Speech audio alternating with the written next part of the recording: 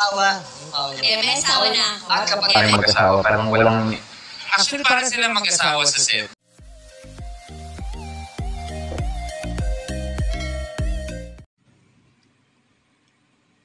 Bakit panatag ang tunay na Kim Pao supporters? Dahil mismo si Paulo Avellino ang gumawa ng Kim Pao community sa isang malaking bahay para sa mga tunay na nagmamahal at sumusuporta sa kanila ni Kim Cho, and he built a virtual home para mapakita ang buong Kim Pao family kasama sila.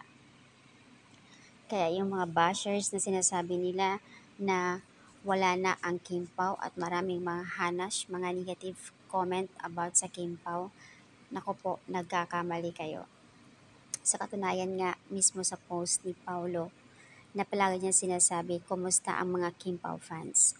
At sa mga event, lagi niyang binabanggit ang mga Kim Pao na andoon yung pasasalamat niya sa lahat ng suporta sa kanila. At syempre naman panatag ang lahat ng mga Kim Pao fans. Kaya yes na yes sila sa mga suporta na ipinakita sa kanila. Kumbaga hindi sila nag-aatubili magbigay ng suporta dahil mismo ang Mins ang gumawa ng bahay para sa kanila.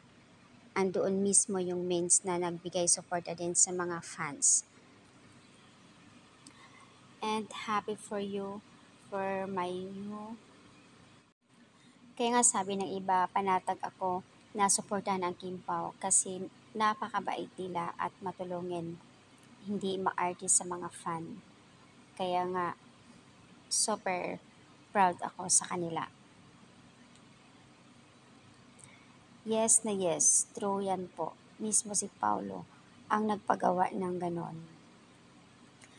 Kung matatandaan po, mismo sa discourse din na mismo si Pao din ang nagpapagawa at sa ibang mga admin na lagi niyang kinukumusta.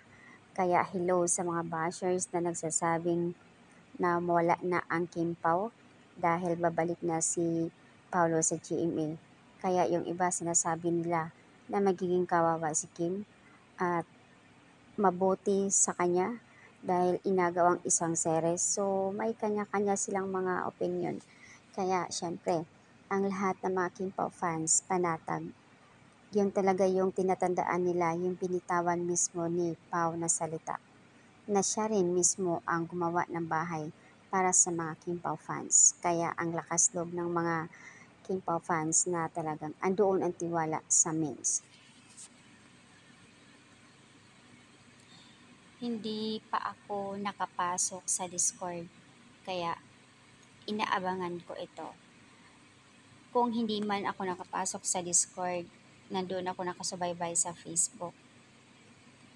Dati hindi ako interested sa mga Kim Pao, pero dahil nakikita ko na mismo sila yung talagang nagprosige sa mga fans, kaya andoon ako. Humahanga ako sa kanila, support nila sa mga Kim Pao fans. O diba nakakatuwa yung mga Mins? Kasi satisfied tayong lahat sa kanila. Kaya, syempre, sino ba naman hindi matutuwa na mismo yung Mins natin, yung gumawa ng bahay para sa mga fans, di ba? Kaya, sa mga solid Kim Pao fans, huwag paniwalaan yung mga sinasabi ng mga mapapait, bitter na hindi pa rin makamove on hanggang ngayon dahil baka nga gusto lang nila siraan ang Kim Pao.